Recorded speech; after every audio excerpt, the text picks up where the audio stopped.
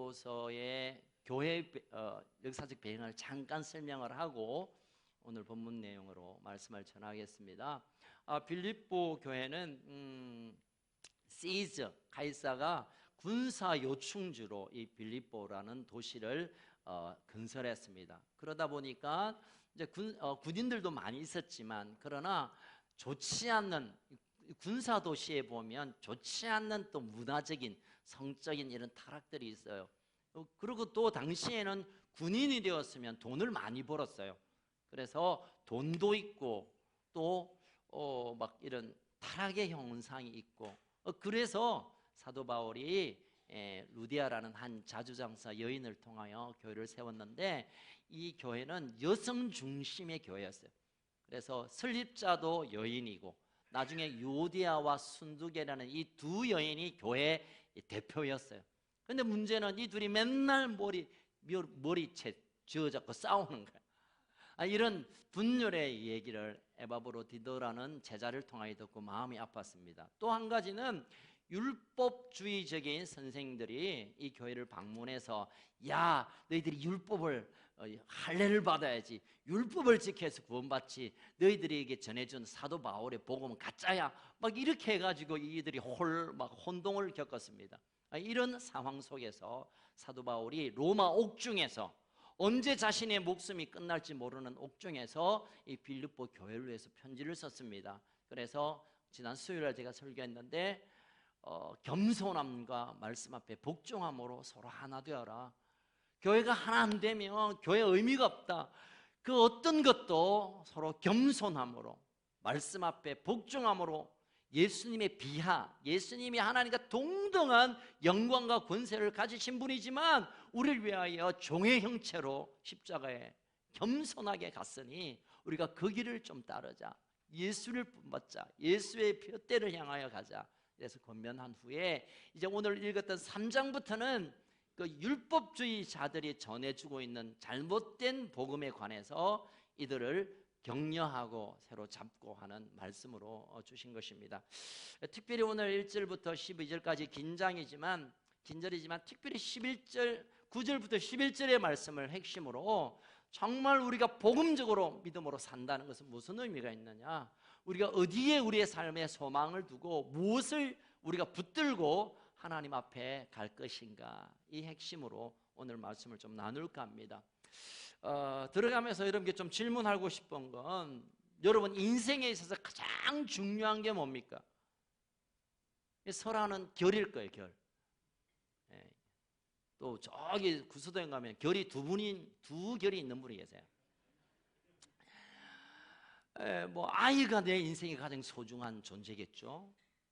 또 연초에 여러분 기도 제목 보면 우리 가족이 하나 되고 가족의 건강을 위해서, 여러분 가족도 너무너무 소중한 거예요. 여러분 가족들이 건강하게 지내는 것도 너무너무 귀한 거예요. 또 소중한 게 뭐 있습니까? 생각해 보면 이 땅에 명예로운 어떤 자리를 얻는 것, 내가 어디에서 막 높임을 받는 것, 이거 정말 멋진 거죠. 소중한 거예요. 귀한 겁니다. 또 생각해 보면 그래도 뭐니 해도 뭐가요? 머니가 소중한 것 같아요. 머니가 있어야 나이가 되어도 살고, 머니가 있어야 아이도 양육하고, 머니가 있어야 그래도 봉사도 좀 하고, 뭐니 해도 머니가 최고다라고 생각하는 분도 계실 거예요. 우리가 나누었던 이 얘기가 다 필요 없는 건 아닌데 소중하긴 하는데, 정말 그게 내 인생을 붙드는 정말 최우선 최고의 소중한 것일까? 우리가 오늘 이 질문을 한번 던지면서 사도 바울의 고백을 함께 나누고 싶습니다. 문인이었던 오스카 와일드라는 분이 그런 얘기를 했대요. 내가 어렸을 때는 돈이 최고 중요한 줄 알았다. 이제 나이가 들고 보니까 진짜 돈이 최고더라 라고 얘기를 했어요. 제가 어릴 때 너무너무 사랑했던 한 여인이 있어요. 오드리 헵번. 만나본 적은 없지만 이분은 그런 얘기를 했어요. 인생의 가장 소중한 건 뭐냐면 행복을 위해서 즐거움을 누리는 것이다. 멋진 말이죠. 행복하게 살기 위해서 내게 있는 것 누리며 사는 것, 이것만큼 소중한 게 뭐가 있겠노? 저도 동의해요. 돈도 동의하고 즐거움을 누리는 것도 동의하는데, 진짜 이분들이 돈을 가졌고 누리면서 살았는데 그들이 행복했을까? 결코 그런 것 같지는 않아요. 우리의 인생 가운데 좀 우려되는 문제 중에 하나가, 그냥 먹고 살고 그냥 바쁘게 다니다 보니까 눈에 보이는 거, 손에 잡히는 거에 대한 얘기를 하지, 보이지 않는 추상적인 얘기는 막 그냥 골치 아프고 막 생각을 여유가 없어서 넘겨버리는 일이 많아요. 그냥 이달에 돈 갚아야 되고 이거 팔아야 되고 새끼들 먹여야 되고 막 이런 현실적인 문제에 그냥 우리가 사로잡히다 보니까 진짜 좀 소중한 가치가 있는 이런 보이지 않는 것들에 대해 생각할 여유가 없는 것 같아요. 예를 들어서 사랑, 또는 우리가 서로 섬김, 또 영적인 것들, 이런 것들은 그거보다 일단 먹고 살아야지. 그러나 우리가 보이지 않는 것에 대한 생각들, 보이지 않는 것들에 대한 정리, 보이지 않는 것들을 우리가 잘 준비하면 혹시 보이는 것들이 부족하고 보여지는 것들이 우리가 마음을 누르고 있더라도 뛰어넘는 놀라운 일들을 경험하게 되는 것입니다. 과연 내가 중요하게 생각하는 것이 뭔가? 내가 추구하는 것이 뭔가? 내가 사업이 잘 되어야 되는데 우리 아이들이 좋은 대학 가고 좋은 직장 얻고 좋은 처자 만나서 결혼 잘해야 되는데, 내가 이 사업 이번에 좀 잘 풀려야 되는데, 내가 묶여있는 거 여기서 내가 좀 자유를 얻어야 되는데, 물론 그것들 위해 우리가 기도해야 되고 그것을 소중히 여겨야 되지만, 그러나 그것보다 가장 먼저 우선순위로 우리가 좋아해야 되고 소중히 여겨야 되고 무겁게 생각해야 될 것이 뭘까? 오늘 사도 바울은 자신의 인생을 고백하며 오늘 본문에서 이런 얘기를 제안하고 있습니다. 읽었습니다만 10절과 11절을 한 번만 더 읽겠습니다. 10절과 11절 시작. 내가 그리스도의 부활의 권능과 그 고난의 참여함으로 알고자 하여 그의 죽으심을 본받아 어떻게 해서든지 죽은 자 가운데서 부활에 이르게 하노니. 사도 바울에 있어서 그 마음의 소원, 9절부터 11절을 제가 새 성경으로 좀 쉬운 번역으로 읽어드렸으면 참 좋겠습니다. 이제 내가 바라는 것은 그리스도를 알고 죽음에서 부활하신 그 능력을 체험하며 그리스도와 함께 고난을 받고 그분과 함께 죽는 것입니다. 그분을 따를 수만 있다면 나도 마지막 날 부활의 기쁨에 참여할 수 있을 것입니다 라고 부활에 대한 얘기를 갑자기 끄집어내고 있어요. 우리 개역 성경에서는 그냥 원한다는 표현들이 별로 없습니다만은 New English Translation이란 이 영어 성경에 보면 이 9절부터 11절을 반복하는 한 문구가 있습니다. I want to, I want to, I want to. 다시 말하면 내가 이걸 원해. 그리고 내가 이걸 원해. 그리고 나 이거 진짜 원한다. 세 가지를 간절히 원하는 사도 바울의 고백을 그대로 우리가 볼 수 있습니다. 그래서 9절부터 11절 내용을 좀 핵심으로 해서 정말 사도 바울은 적어도 뭘 그렇게 원하고 뭘 그렇게 소중히 여기고 뭘 위하여 그 인생을 드렸는가, 이 관점을 우리가 좀 생각해 보면서 우리가 우리의 삶에 무엇을 구해야 되고 무엇을 가장 귀하게 여겨야 되는가를 한번 돌아보는 시간이 되었으면 좋겠습니다. 첫 번째로 8절에 보면 뒷쯤에 보면 나는 I want to Jesus Christ, 나는 예수를 원해. 나 예수 좀 원한다는 거예요. 더 정확하게 말하면 내가 예수를 아는 게, 내가 좀 알고 싶은 게 내게 가장 소중한 일이고 가장 가치 있는 일이라고 이 빌립보 교회인들에게 먼저 자신을 고백합니다. 내가 알고 싶은 게 있는데, 내가 갖고 싶은 게 있고 내가 원하는 거 있는데, 그거는 예수님을 좀 더 알아봤으면, 예수님이 어떤 분이시고 예수님이 어떤 일을 하셨고 예수님이 내게 어떤 분으로 지금 와 계시고 예수를 믿음으로 되어지는 일이 무언가를 좀 더 깊이 알고 싶고 더 알고 싶고 이게 내 인생의 가장 큰 가치라고 그가 그렇게 고백하고 있습니다. 8절을 제가 조금 더 우리가 참 개역 개정을 읽으면 저도 어쩔 때는 읽을 때가 무슨 말인지 모를 때가 많아요.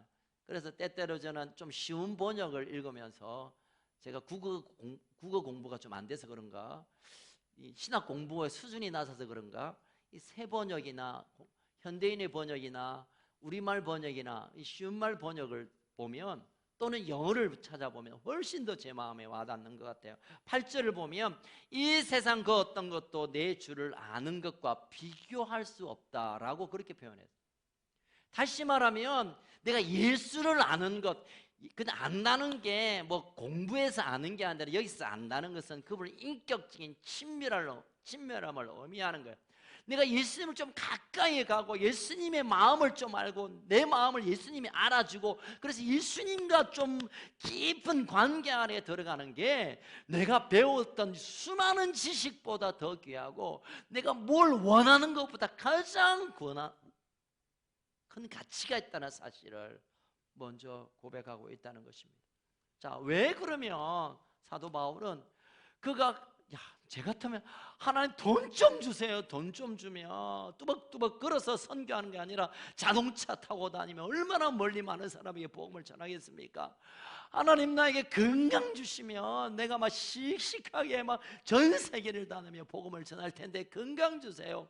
아니면 좀 똑똑한 똘똘한 동력자를 붙여주어서 내가 세계 만방의 복음을 전할 수 있도록 좀 사람들을 붙여주세요. 아니면 나를 지원하는 기도의 사람들을 붙여주세요. 뭐 기도할 거 원하는 게 얼마나 많겠습니까? 그러나 사도 바울에게 있어서 그가 가장 원하는 것, 내가 정말 갖고 싶은 것, 정말 원하는 건 예수님을 깊이 아는 것.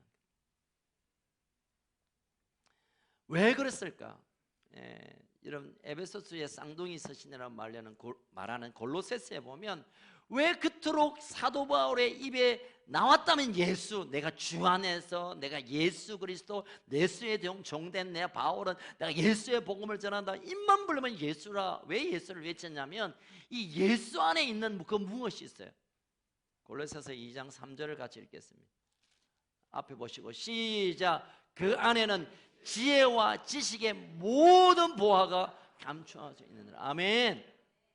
예수 안에 내가 알고 있는 모든 지식이 지혜가 단지 그냥 정보를 주는 게 아니라 그 안에 내 삶을 풍성케 하고 사람들을 살려낼 수 있는 능력과 지혜와 모든 것 그 속에 예수 안에 감추어 있기에 예수를 알고 예수를 가지고 예수가 내 안에 거하면 나는 그 어떤 일도 해낼 수 있다는 사실을 그가 알았기 때문에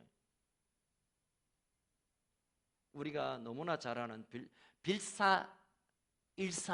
빌사일삼이란 말이 있죠. 빌사일삼. 내게 능력 주시는 자 안에서 내가 뭘 할 수 있다? 모든 것을 할 수 있다. 왜? 그 예수 안에 내가 들어가니까 지혜와 지식뿐만 아니라 내가 할 수 있는 모든 능력이 그 안에 있다는 것을 그가 고백한 거예요.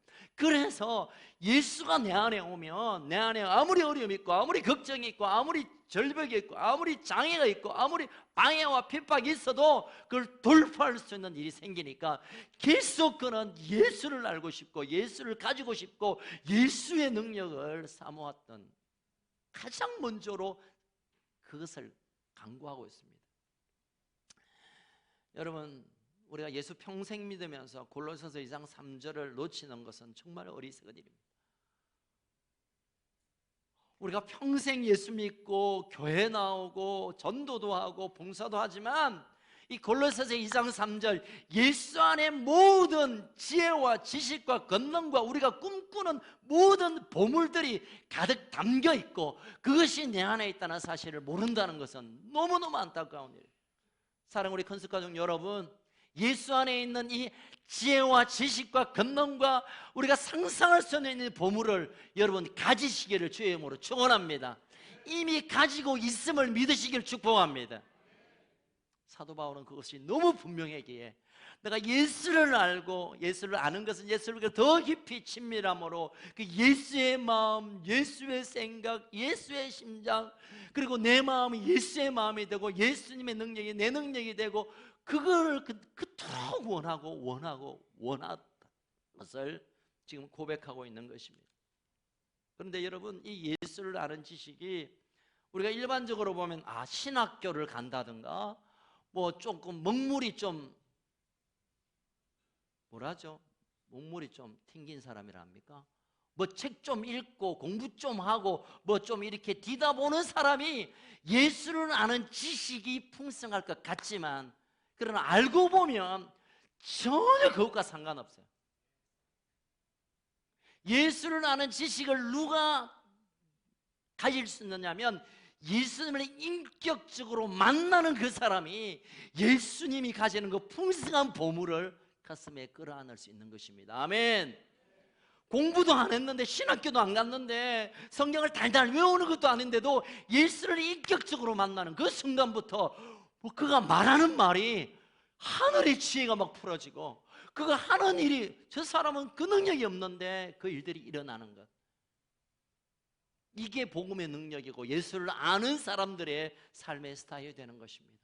사랑하는 성도 여러분, 우리 가족 여러분, 예수를 아는 지식을 갈망하고 추구하고 최성의 가치로 붙드시길 주의 이름으로 축원합니다.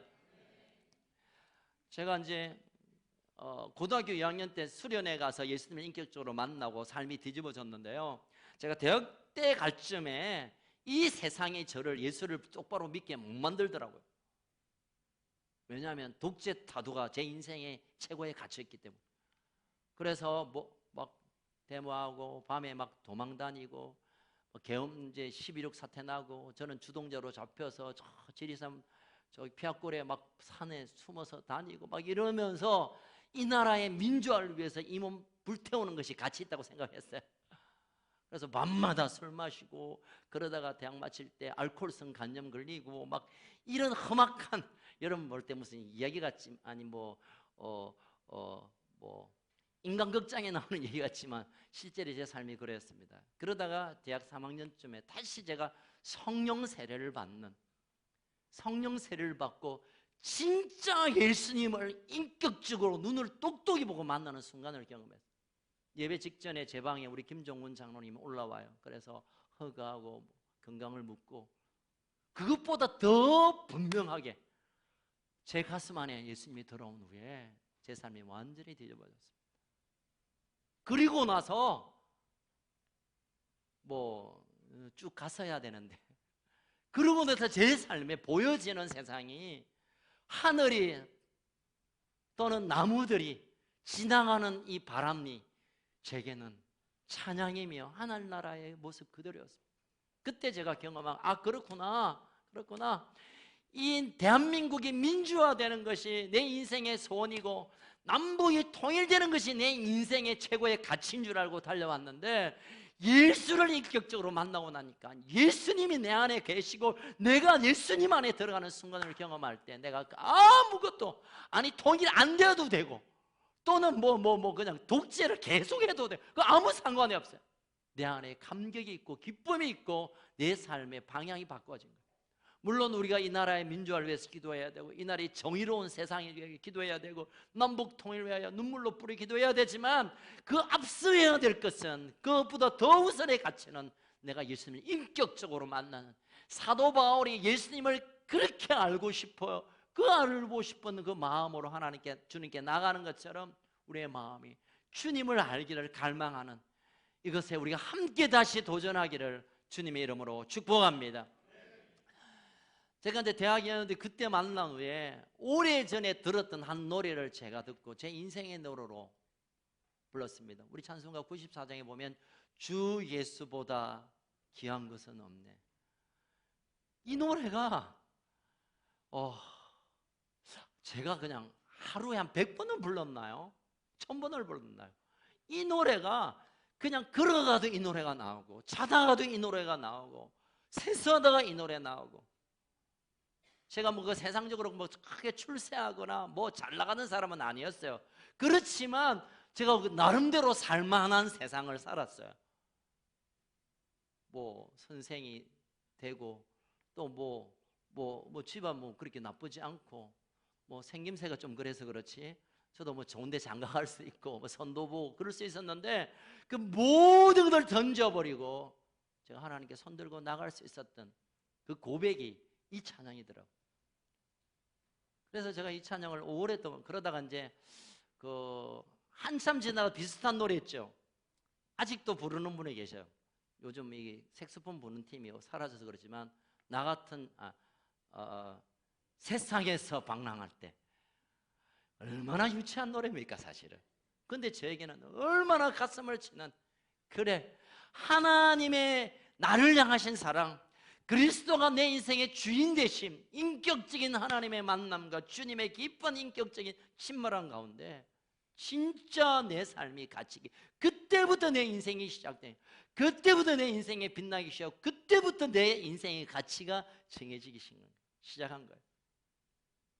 우리 이 노래 한번 불러보고 1절은 제가 부르고 독창으로 아니 그냥 우리 같이 부릅시다. 나 같은 아니야지 주 예수 귀한 것은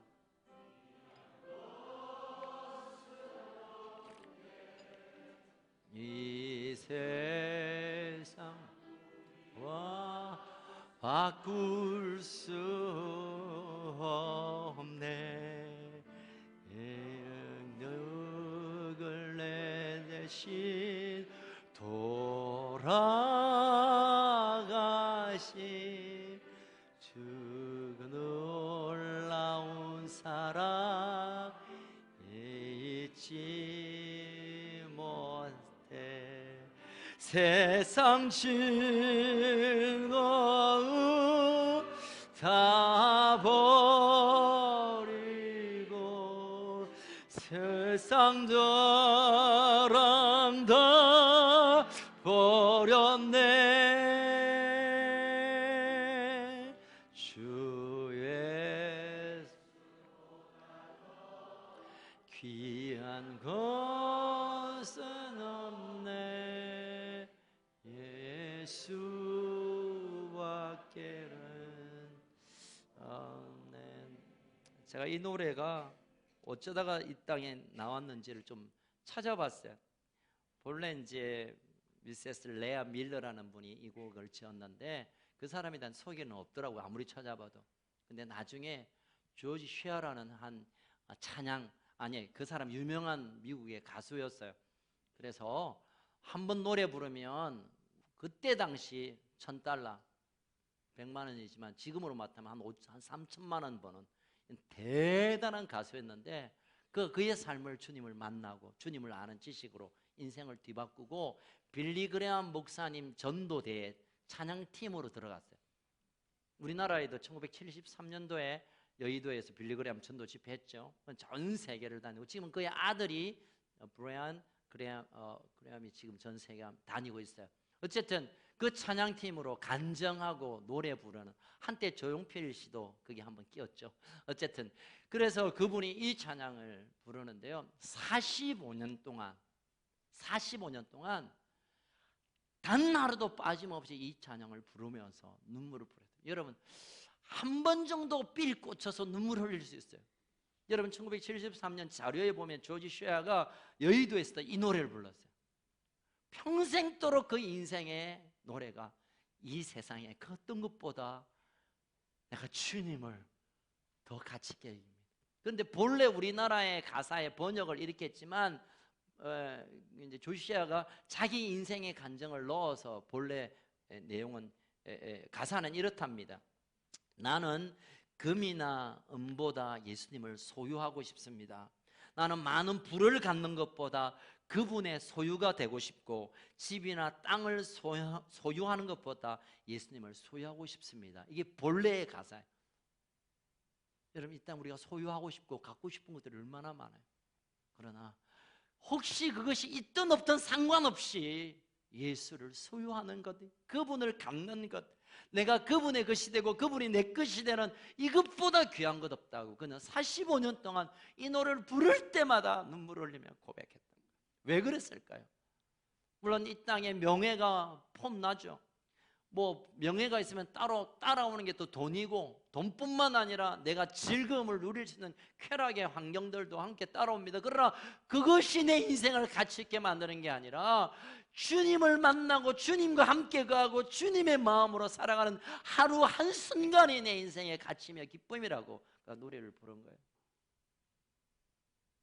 사도 바울은 오늘 8절에 보니까 그때 한때 그가 자랑할 만한 것들이 있었음을 스스로 고백하고 있죠. 사실 그 전에부터 5절에 보면 나는 8일 만에 할례 받았고 이스라엘 족속이고 베냐민 지파고 히브리인 중에 히브리인이고 율법으로 말하면 바리새인이고 열심으로 말하면 교회를 박살내 뿌렸고, 이 모든 세상이 그렇게 종교적으로도 대단하고 집안적으로도 그가 로마의 시민권을 가졌잖아요.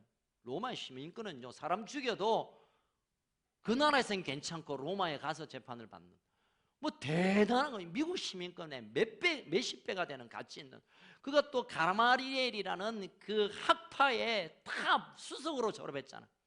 그가 지금으로 말하면 박사기가 4개, 5개 정도. 그리고 집안 좋죠, 배웠죠. 이제 그가 그 율법학자들의 탑에 올라가는, 세상적으로 출세하는 그 순간에 예수 만나고 그걸 다 버렸는데, 그냥 버린 게 아니라 이걸 배설물로, 똥으로 여기고 쓰레기처럼 던져버렸던 이유를 말합니다. 예수가 그것보다 훨씬 귀하기 때문에, 이 땅에서 박수받고 칭찬받고 돈 받고 인정받고 그것보다 돈이 훨씬 가치 있기 때문에, 세상에서 가장 아름다운 진주를 발견한 사람은 자신의 진주를 다 팔아서 그 진주를 사는 것을 마다하지 않습니다. 저는 이 귀한 예수님, 지혜와 지식의 보물 뿐만 아니라 우리의 인생의 가치와 이 가치를 영원까지, 여러분 이 땅의 가치는 시간 되면 다 녹슬고 쓸모없고 그냥 못 써요. 여러분 옛날에 새 차 빼면 얼마나 멋집니까? 여러분 10년 타니까 동차가 되더라. 동차가 돼. 폰 새로 나왔다고 삐가 번쩍해도 한 1년 2년 지나면 그게 동폰이 돼요. 여러분 이 세상에 그렇게 멋지고 삐가 번쩍한 거 붙들어도 때가 되면 그거 다 녹슬고 버려지는 거예요. 그러나 예수 안에 있는 이 보물은, 예수님이 우리에게 주시는 영원한 보물은 결코 녹슬거나 가치가 떨어지지 않고 시간이 갈수록 더 귀한 가치가 되어지는 겁니다. 이걸 우리가 누가 살 수 있습니까? 돈으로 사는 것이 아니라, 무슨 우리가 공부로 사는 것이 아니라, 우리의 인격적인 결단과 주님을 향한 우리의 마음과 고백, 사랑의 고백으로 그 위대한 선물을 우리가 안을 수 있는 것입니다. 아멘. 우리 큰수 모든 가족들이 단 한 사람도 예외 없이 오늘을 세상을 떠난다 하더라도 이 예수를 붙들고 이 보물을 붙들고 주님 앞에 가기를 주의 이름으로 축원합니다. 엊그제 금요일날 우리 어머니들 신방을 좀 다녀왔습니다. 할머니들, 요양병원에 계시는 분들, 갔는데 없고 태우는 데서 집에 가도 없고 그런 분도 계시고, 다들 이제 90세, 100세를 오가면서 부모분들을 보면 정말 제가 마음이 좀 답답해요. 괴로워요. 평생 그렇게 사시다가 이제 스스로 일어날 수도 없고, 양승 권사님은 못 알아보다가 정말 내가 못 알아볼 깁니까 하니까 눈을 번뜩 뜨고 아이고 목사님 하더라고요. 예, 이제 이런 분들 만나보면 정말 마음에 아픔이 있어요. 좀 건강하게 사시다가 호련히 천국 가면 얼마나 좋아. 그런데도 정말 밤잠을 못 자내며 고통하는 삶을 보러볼 때 참 가슴 아파요. 그러나 한면으로는 야, 이분이 예수의 이 보물을 가졌다면, 예수의 이 영원한 보화를 붙들고 있다면, 내 눈에는 불쌍해 보이고 내 눈에는 안 돼 보이고 내 눈에는 슬퍼 보여도 그게 아니다, 그게 아니다. 나보다 훨씬 존귀하고 나보다 훨씬 아름답고 나보다 훨씬 내가 부러울 만큼 아름다운 존재들이 되는 거구나. 사랑하는 성도 여러분, 내 안에 이 영원한 가치의 보물 예수 그리스도를 품고 그것을 더 친밀함으로 안기를 알아가는, 그것이 우리의 일생의 첫 번째 소원이 되기를 주의 이름으로 축원합니다. 두 번째로 또 이 바울이 내가 진짜 원하는 것 하나 있는데 그게 뭐냐? 10절 같이 읽겠습니다. 시작. 내가 그리스도와 그 부활의 권능과 그 고난의 참여함으로 알고자 하여 그의 죽으심을 본받아 라고 했습니다만, 영어 성경에 보면 내가 부활의 권능을 좀 가지고 싶다. 나는 예수님의 부활을 내가 좀 갖고 싶다. 예수님이 부활하시고 그 부활의 능력, 부활의 권세, 부활의 그 기적을 나도 좀 갖고 싶다라고 그가 갈망했어요. 여러분, 우리가 이 땅에 언젠가는 주님 앞에 서든지 아니면 이 땅을 떠나서 주님을 만나는 순간을 맞이할 텐데, 부활의 권능을 놓쳐버리면, 부활의 이 확신이 사라진다면 그때 어떤 일이 일어날지 몰라요. 사도 바울은 내가 복음을 많이 전하고 많은 사람에게 전도하고 많은 교회를 세우고 많은 사람이 나를 알아보고 또 교회들이 나를 존경하고, 이게 그 인생의 갈망이 아니라 나도 내가 이렇게 복음을 전하지만, 내가 너희들에게 복음의 소식을 전하지만 내가 부활의 그날에 없으면 내가 어떻게 되겠나? 목사가 예수 전하는데 목사가 그 천국에 가지 못하는 것은 끔찍한 일이잖아요. 제가 어제 저 김포의 어느 한 교회 설립 예배에 갈 수 없는 환경인데 꼭 하나님께서 마음을 주셔서 다녀왔어요. 다녀왔는데 미국에서 오신 제가 존경하는 형님 목사님이 저 손을 꼭 잡으면서 눈물이 걸썩걸썩해요. 제가 참 존경하는 한국에서 대단한 분이세요. 지금 전 세계에 흩어져 있는 한국 선교사님들의 대빵이세요. 한국 선교사 총연맹 사무총장이시는데, 이 큰 어르신이 제가 이제 형님으로 부르는데, 형님한테 김 목사, 동생아, 요즘 내 한국 들어올 때마다 마음이 괴로워. 왜요, 형님?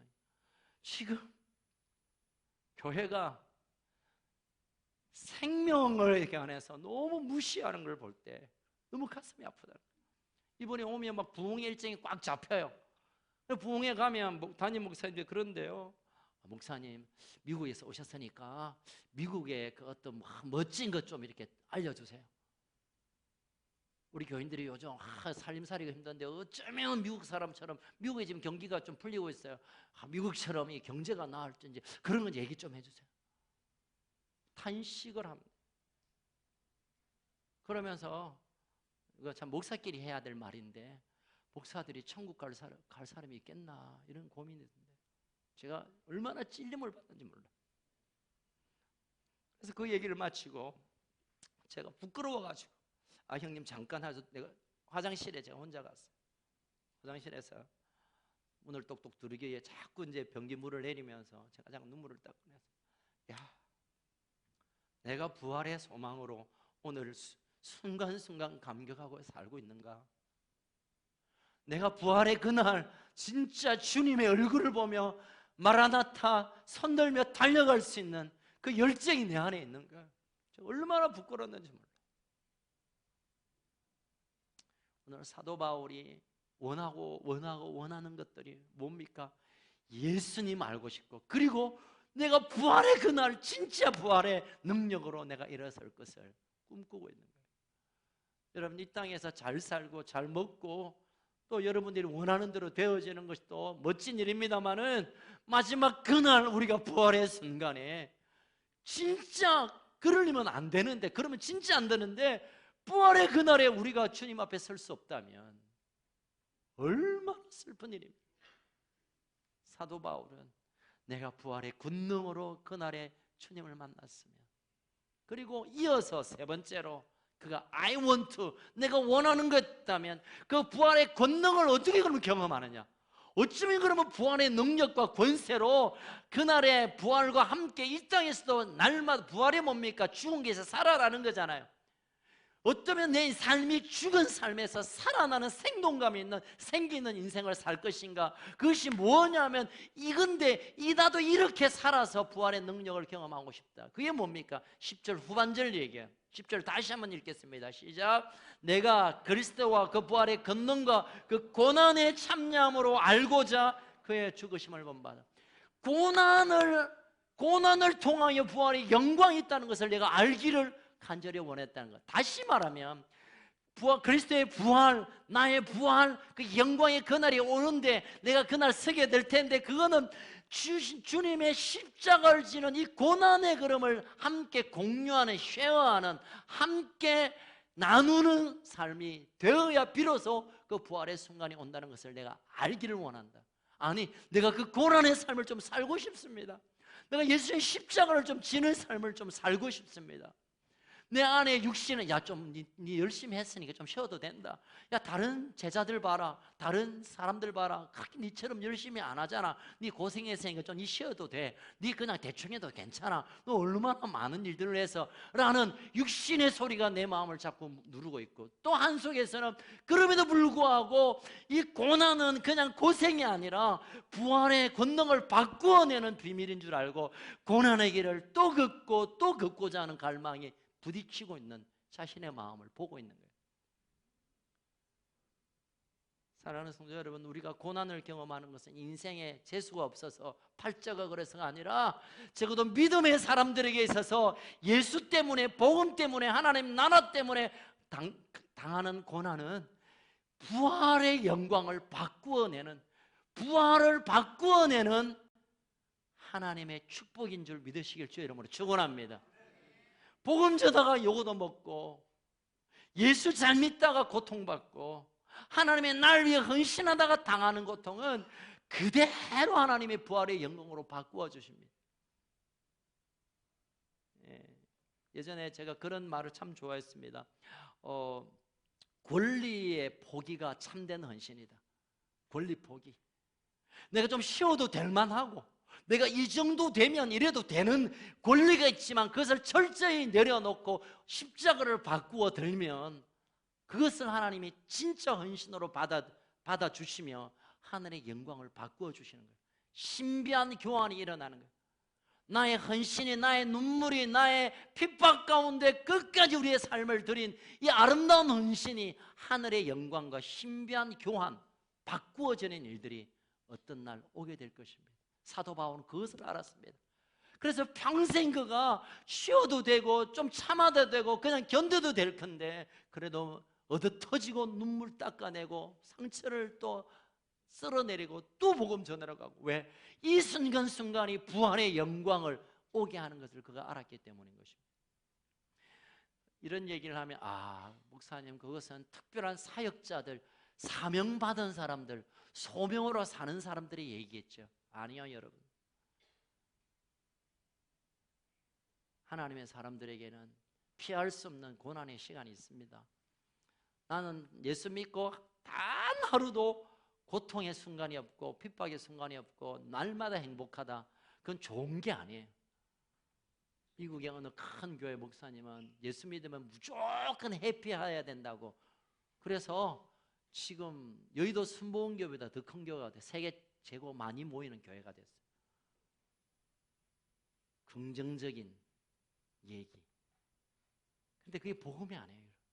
이 땅에서 잠깐 멋지게 사는 것처럼 보아지지만, 그러나 마지막 그날에 우리가 영원을 두고 살지 않은 우리 인생이 몇십 년 살다가 몇 년 살다가 인생 끝나는 게 아니라 영원을 사는 우리의 인생의 길이로 본다면, 헌신, 고난 앞에서의 이 십자가를 지는 일에 우리의 삶을 드리는 것, 충분한 가치가 있고 지혜로운 선택인 것을 사도 바울이 자기 삶을 통하여 우리에게 고백하고 있습니다.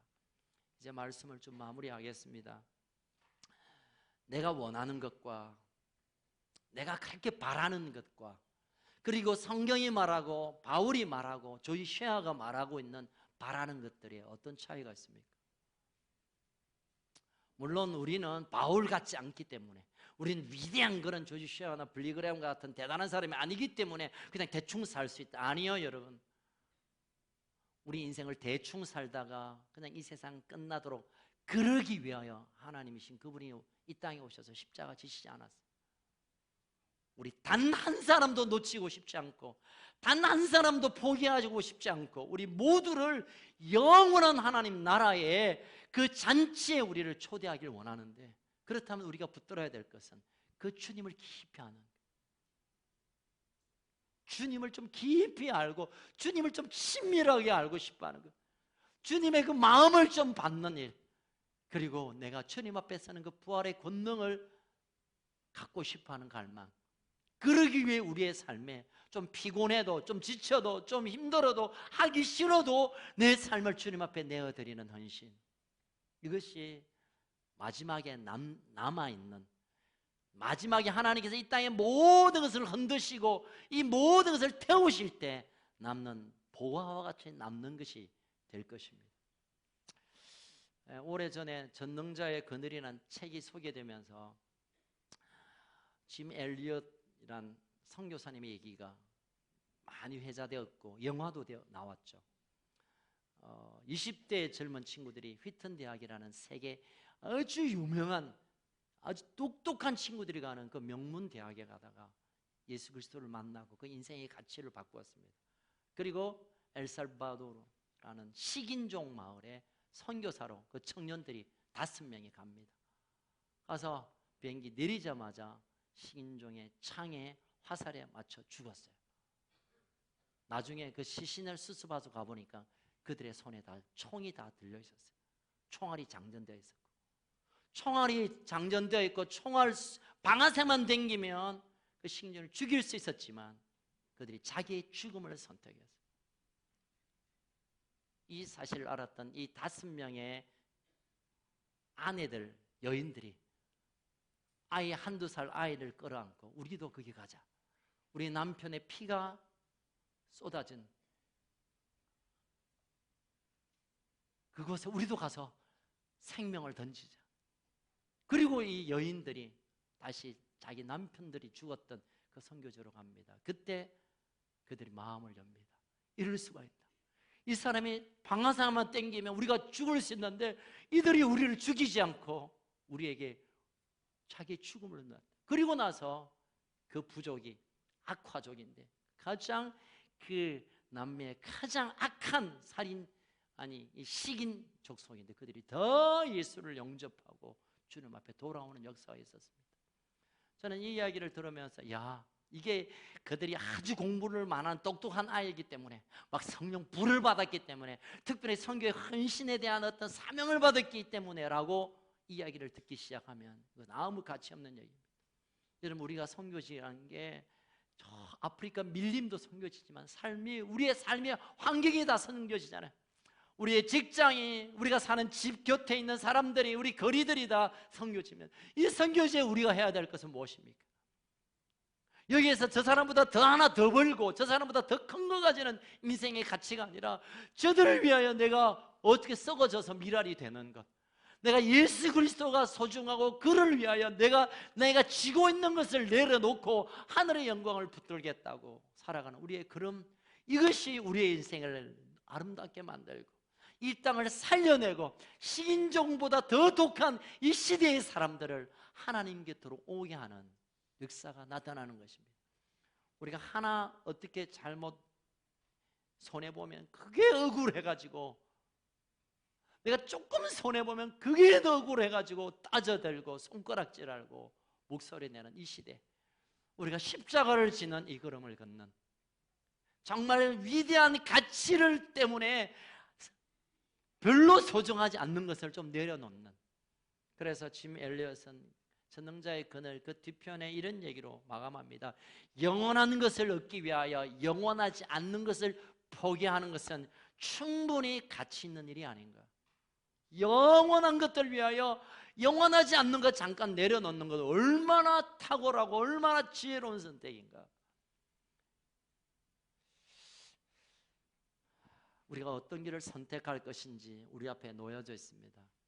예수 그리스도를 더 깊이 알고 싶어하는 마음, 예수의 그 부활의 능력을 경험하기 위한 갈망, 그래서 이 십자가를 힘들더라도 그 길을 걷고자 결단하는 것, 이 속에 우리 인생을 더 풍성하게 하고 이 속에 하늘의 비밀스러운 일들을 경험하는 저와 여러분, 우리 온 가족 되기를 주의 이름으로 축원합니다. 살아계신 하나님 아버지, 감사합니다. 참 이 땅에 얼마나 많은 것들이, 얼마나 좋은 것들이, 얼마나 풍성한 것들이 많지만 왜 우리는 더 갈증이 나고, 왜 더 모자란 것들이 더 많아 보이고 더 가지고 싶은 것들이 많고, 그래서 우리가 더 공고해지고 그래서 우리가 더 마음이 눌려집니다. 그러나 이 세상 모든 것을 가져도 예수 갖지 않으면, 예수님 소유하지 않으면, 예수님의 생명을 구하지 않으면 우리는 아무것도 가지지 않는 정말 불쌍한 인생이 되고자 마는데, 오늘 사도 바울이 우리를 위하여 고백하고 권면하는 것처럼 우리가 단 하루를 살더라도 예수를 더 깊이 알고 예수님과 더 깊은 교제 안에 들어가기를 갈망하고, 내가 그 어떤 날 주님 오실 때 부활의 권능으로 다시 일어날 것을 소망하고, 그러기 위하여 우리의 삶이 때로는 힘들어도 때로는 어려워도 내게 맡긴 사명을 감당하는 걸음을 걷는 일에 결코 포기하지 않게 하여 주옵소서. 결코 포기하지 않게 하여 주시고, 이제 주님의 부르시는 그날을 향하여 우리가 다시 일어나는 역사가 있게 하여 주옵소서. 주 예수보다 귀한 것이 없다고 고백했던 그 노래처럼 정말 내 평생에 주 예수님을 위하여 내 삶을 드리고 그 예수님을 갖는 일에 내 삶을 최우선의 과제로 두게 하여 주옵소서. 오늘도 성령님 우리에게 오셔서 예수님을 만나고 싶어하는 마음, 예수님을 갖고 싶어하는 마음, 예수님의 인격적인 경험을 원하는 자들에게 친히 오셔서 놀라운 하나님의 일들을 행하여 주시옵소서. 예수님 이름으로 기도하옵나이다. 아멘. 우리 함께 일어나서 주 예수보다 더 귀한